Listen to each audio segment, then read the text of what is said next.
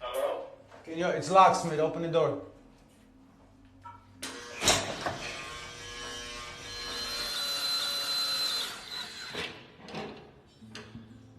I was born in Georgia, the Republic of Georgia.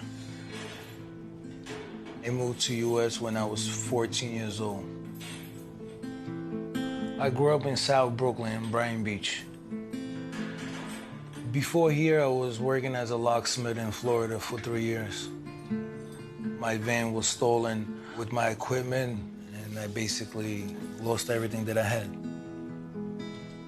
I actually almost quit locksmithing. I came back to Brooklyn.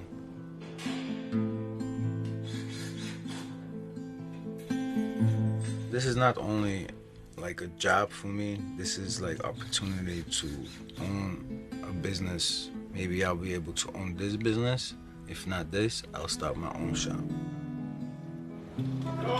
Yes.